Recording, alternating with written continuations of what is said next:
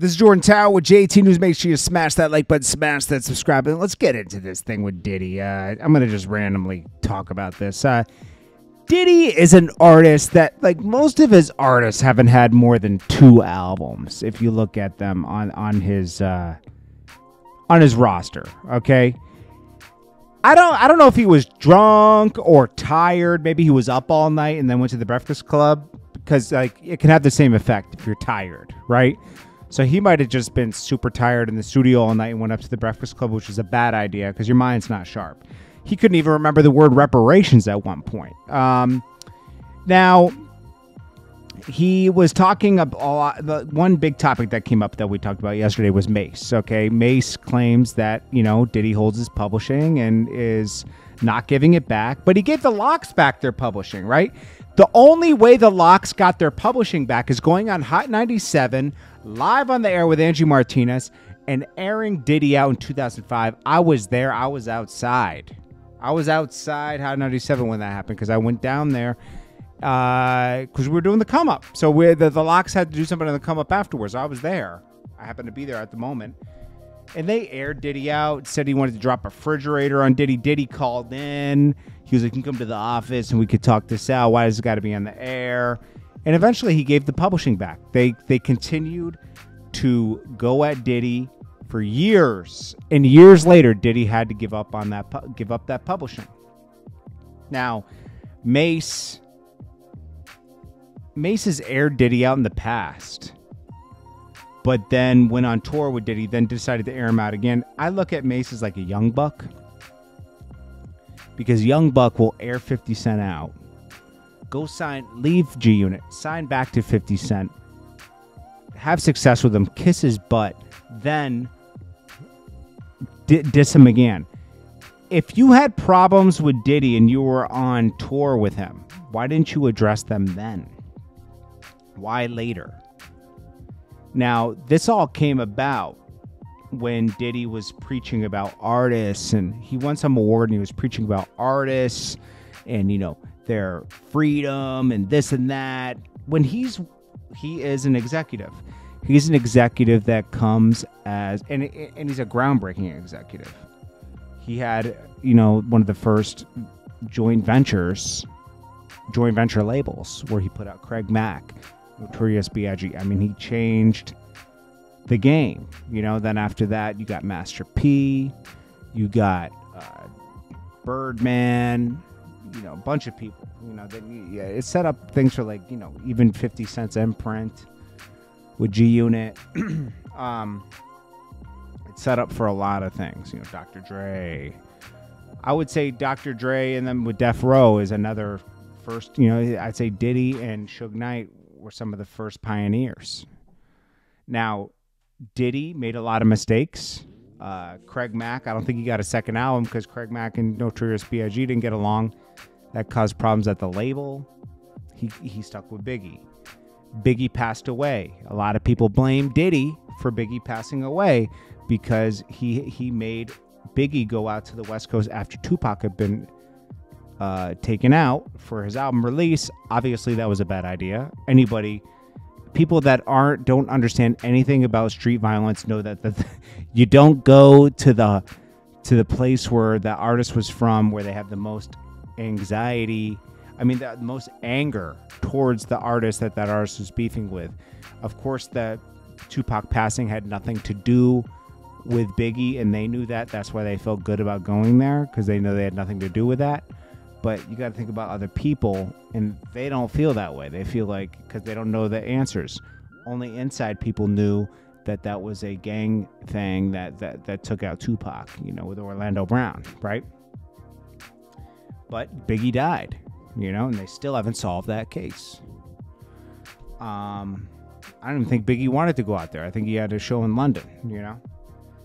After that, Mase was forced to keep Bad Boy alive, just like Lil Wayne was forced to keep Cash Money alive at one point when everybody left Cash Money. In this case, the main artist died, right? Mase was writing for everybody. He was writing Diddy stuff. He was writing anybody that needed bars was getting bars from Mase, okay? He wasn't getting paid right away, he said. And he didn't get a lot of the publishing on that stuff. And I think Diddy really should acknowledge that Mase is what kept Bad Boy alive for a few years until he got a shine. You know, he had 112. He had Faith Evans, which was she signed directly to Bad Boy or was she affiliated? I can't remember. It was confusing at sometimes because you'd think like Little Kim was signed to Bad Boy, but she was just affiliated. She got a deal elsewhere, right?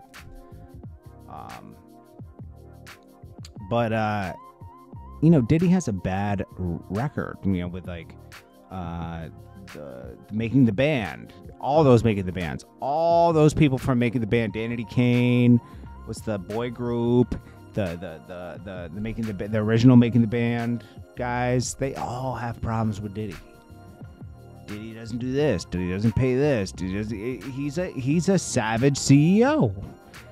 Birdman got his problems. Master P got his problems. These guys are savages when it comes to business. They didn't make it being nice, the best people. The nice guy finishes last, right? I'm a prime example of that. I'm a nice guy. I finished, you know, like I didn't seize a bunch of moments that I should have and been a savage, right? You have to have a different kind of conscience to be that kind of savage. And it's fine. There's just people who are built different ways. Diddy's up there saying he did one album with Mase. You did 3 albums with Mase. I guess he was supposed to do a 4th. He took the money to do a 4th and didn't do it. He did Double Up, Harlem World, the Welcome Back thing, and then he was supposed to do a 4th album.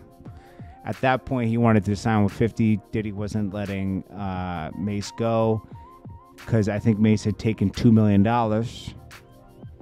and he wanted $2 million for 50. He's like, okay, you can have Mase, but I want the $2 million, right?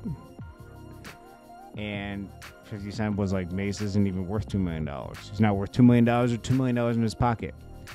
So I compare Mase. Mase shouldn't have done a tour with Diddy and acted like they were cool when he had problems with him.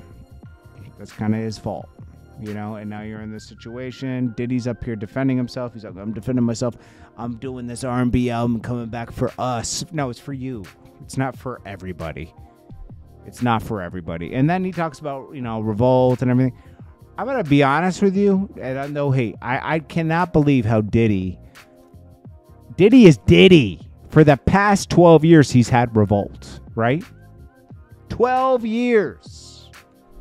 Now, not much original programming. The Joe Budden Show and there's trash. Drink Champs is dope, but they created that on their own and he programmed it. Breakfast Club programmed it. They created it. Actually, and he actually said you guys weren't paid properly because I paid iHeart and they didn't pay them, and iHeartRadio is going to have a problem with that. And Charlemagne was very quiet on that because he's doing business with iHeart. Big business. They were up there kind of letting him get away with a lot. They challenged him on a few questions, but they get checks from Revolt. They're not going to go against Diddy. They're not going to ask him the hard questions, you know? Diddy says Mase owes him $3 million. Possibly at one part, but what about the publishing?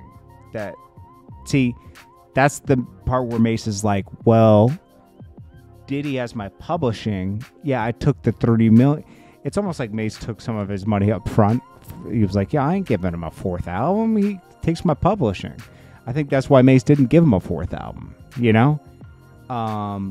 He said, I'm going to take this money and get out of here. You know, I got my money. I got a couple $1 million. I'm leaving. The publishing's probably worth more than that, though. The publishing is probably worth, I don't know, 20 million maybe, like if you sold it all. Diddy would get a big piece of that right now, and he would want his 3 million back too. So he's not gonna, or 2 or 3 million that's owed from giving an album in advance. But Diddy's kind of a savage where he was taking people's publishing. He wasn't giving people sweetheart deals, right? And he wouldn't give people's publishing back. He wanted them for life. He should really just dead this thing with Mase. It's not worth a fight, you know?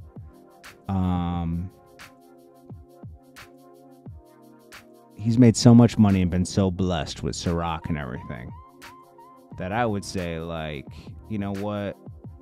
Let's meet in the middle. I'll give you your publishing back. When you sell it, I want such and such money back from the advance. They could structure a deal like that. That's what I would want to do, you know? That way you get rid of it. And then, you know, have them sign an NDA. But, I don't know. Diddy is not... Most people that are in high positions aren't, like, the best people, you know? That's all I gotta say. It's okay. It takes a certain kind of man to get to the level Diddy's at. And I respect it. You gotta respect it. Because without Diddy's, there's not a lot of other things happening. Whether not the Diddy's, the Elon Musk, the Jeff Bezoses, the, you know, people that run these big companies. You need those people because they create jobs for other people, you know? It's just how it is, you know? I wouldn't say Diddy's the worst person in the world, but, like, certain things could have been handled differently. That's all I'm saying. He's probably a narcissist. I'm going to be honest. This is JordanTower with JT News. I appreciate you guys so much, and I'll check you guys in the next one. Peace.